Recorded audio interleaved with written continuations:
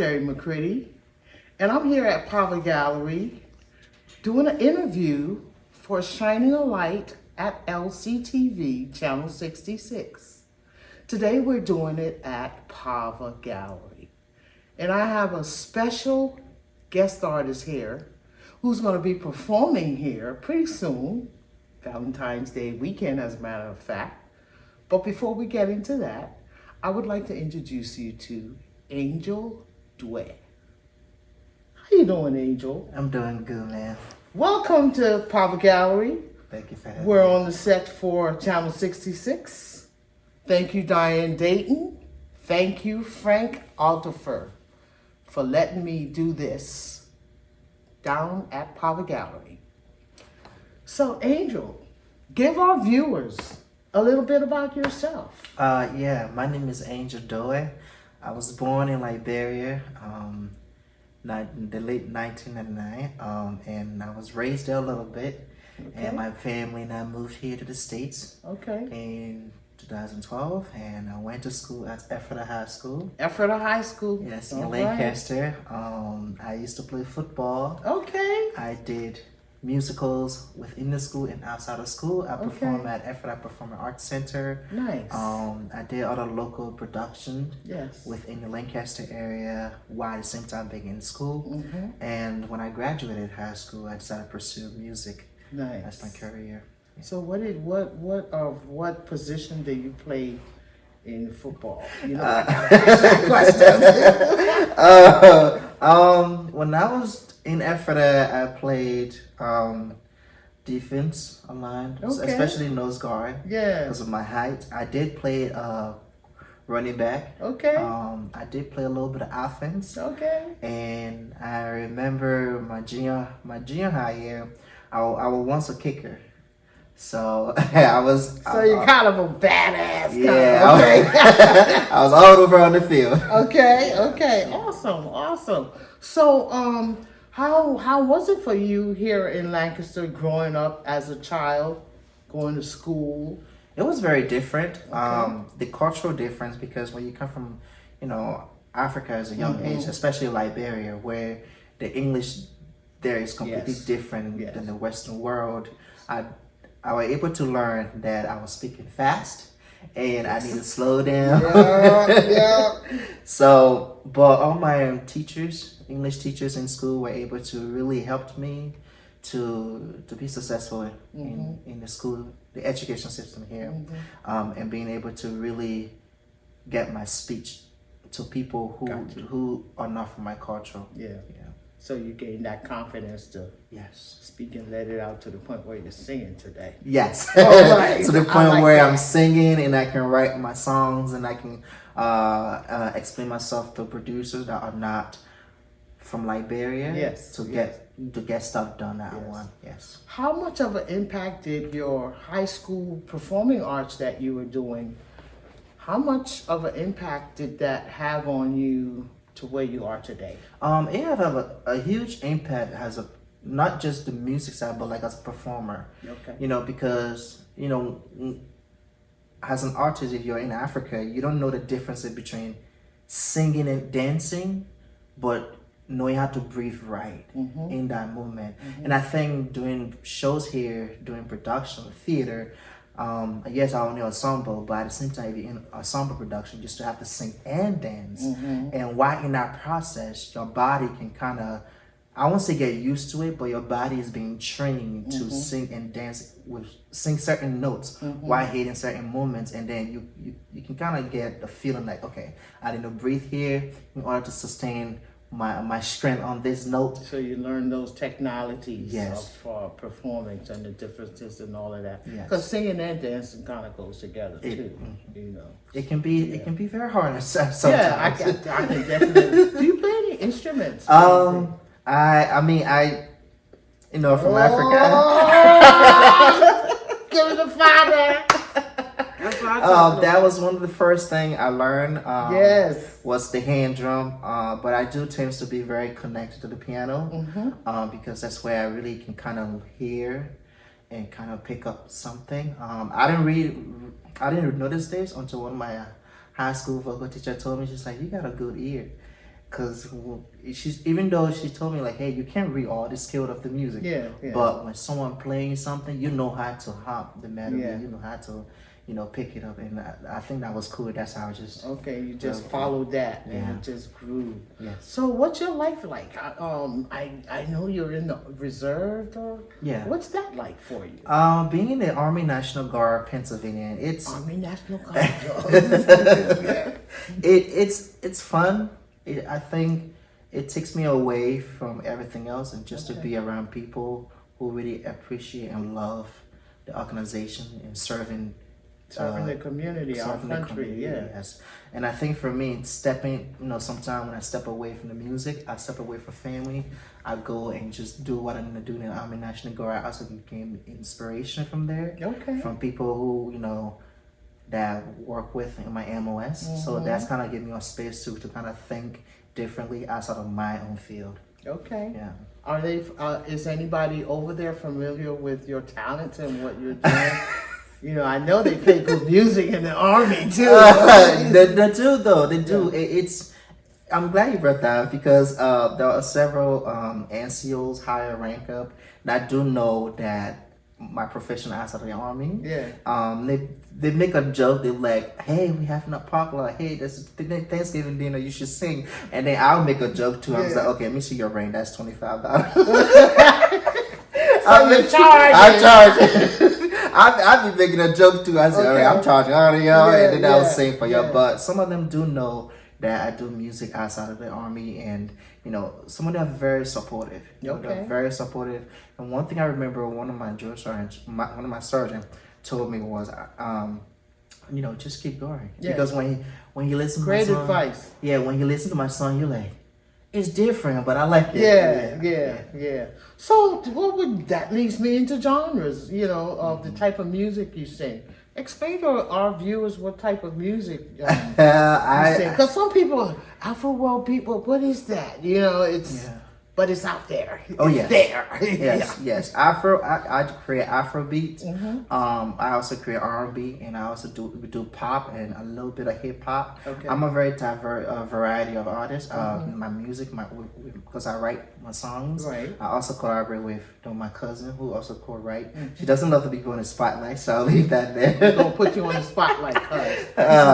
But creating Afro beats, I have to find my own voice, because Afrobeat expanding, but everybody want to sound like the next Whiskey. Everybody want to sound like the next Burna Boy. Everybody want to sound like the next Tiwa Savage. Yes, you get me what I mean? Yes. So for me, I really have to navigate my own sound and create something that represents me. So, and it's funny because sometimes my own people in Liberia will hear my song, they'll be like, "That is not a Liberian." Okay. And I remember a guy who worked with me, to push my music back home too. Yeah. He said, "Man, yo, no Kurokwa, eh? It's so sweet to the point that it doesn't even sound like you Liberian because he said all the Liberian when they're singing, they're going to Liberian sounds so hard and rough. He's like, y'all, it sound like." When the water is like, it's so soft and so steady, it just melts down. Yeah. And I said, thank you. He said, no, that's a good thing, because it makes sure that, people who are not Liberian can also listen to your sound without it being too harsh. Yeah. Okay, so describe your sound. My sound is African music. I don't say that, because I think if I say African music, I think a lot of genre falls on African music at this point, because you have a lot of African artists who are creating R&B. Right. You have a lot of African artists who are creating hip hop. Right. Hip hop, who is actually from Liberia. Yes, very familiar so with that. I want right now I won't say I'm gonna categorize my one box because of. And you shouldn't. So I would say African sound, African music, but I do tend to step in more, depending on the season, like especially the Valentine's. We should have the show after Valentine's. I do tend to step into that R&B too, of love and stuff like that, but it's still, the instrument is still Afrobeats around it, and African instruments. So I would say African music. Okay. And what about the tribal African music, like the different villages sounds and stuff? Is that infused into? Does it have any impact in you when you're performing or you're doing your tunes? Do you reach back to those roots? Of course, yes. Actually, I did one on one of my records. It's called Pepe Dem. It's on Apple Music. Okay. When I did that, I thought I couldn't do it, but because of the way I play with the beat, it's really, when you listen to it, it sounds like traditional African traditional African instrument. Yeah. But I was on it, and I think I was surprised because someone that is not Liberian, that is not African, that is not African American, told me and said, "Yo, I like that song, Pepe Dem." Nice. I said, "Oh, What do you call it, nice. Pepe Dem? Pepe Dem." That's right, Pepe Dem. Pepe Dem. Pepe Dem. Yeah. So explain what Pepe Dem means to our viewers. They probably wouldn't know. You know, just a little brief explanation. Yeah, the song Pepe, from my song perspective, Yes. was literally me talking about, how with my amazing talent of being a singer, a songwriter, a dancer, yes, there are so many people out there, but they don't love to take credit for their talent. So I'm like, I'm a Pepe Dem with so Pepe many Dem, talent. And then I did talk about the fufu soup, the Yes, soup. we got to infuse that. Yeah. And then I shed a light on that too. So Yes. it's lyrically, when people really listen to it, kind of understand that. Oh yeah, he is talking about his heritage and who he is as an artist and as a performer. Yeah. So Pepe Dem, Pepe is hot. It means like on fire, cause pepper's hot, and Pepe, P-E-P-P-A, is like pepper, which means hot. So this brother's hot. Thank you, thank you. All right. So what's your process in creating, like putting your sounds together? Do you have someone that sends you beats? Do you create your own beats? I have producers. Okay. When I first started, I didn't have no producers because you just started, you gotta figure it out. So when I first started, I started writing, how I'm writing a cappella. But then, when one producer, he saw me, he saw one of my SoundCloud. Okay. I was singing Ella Jean's "At Last." Oh wow. Yeah, it's very classic. I love that. I did. I've never heard a fella sing Ella Jean's "At Last." That would be I have awesome not. to hear. I have not seen the video either. Wow. But I did that one as a demo, and I did "God Bless the Child" by Billy. Is it Billie Holiday? Yes. Yes. I did "God Bless the Child," one of my favorite. My vocal teacher. Yeah. Excuse me. Excuse me. Okay. It's my vocal teacher in school that introduced me to this music, and I did that. And he said, like, "Wow, you're singing classic tone, and you know how to control it." And he's like, "You are male." I said, So he sent me the beat, and my first song was "Love a Good Thing," Okay. which is definitely won't be counted. I still love that record because that record gives me strength. It gives me motivation to write, and it kind of helps me to understand that I am a writer. Okay. But then after that, a lot of independent producers start like DMing me on social platforms. Hey, I really like your style. I really like the way you sing. And right there, they'll say, hey, check out. They will send me a beat. Yes. They'll send me the beat through email, and I'll make sure I go through the proper channel. I'm like, okay. Yeah. What do you want? You want me to add my vocal to this beat and you take it, or you want me to keep the beat and I finishing it? Right. So I gotta push. I make sure everything is in the email, even though I was still in high school transferring to college. So someone else like, hey, yeah, you can make the music, you keep the beat. So I make the music, I keep the beat, and I say, okay, final question: should I release this or you gonna release it? And then I make sure they say. So when you release on different platforms. Is that how that works? Yes. Okay. I get distributed to Spotify, Apple Music, iTunes, and all the streaming platforms as well. And then as I progress, I start to have more hardcore producers. I really love my writing style and really love what I do, and they just say, hey, here, send me the pack of beat and I will write. And it's beautiful. There's a beauty in creating art. If you don't box yourself. And I think with me not boxing myself, I'm able to write to any beat and be able to vocally sing on any beat. Yes, releasing. Yeah. And I tell people that all the time, and I'm saying it again. Don't categorize yourself in one particular box. If you feel it, you think it can be done.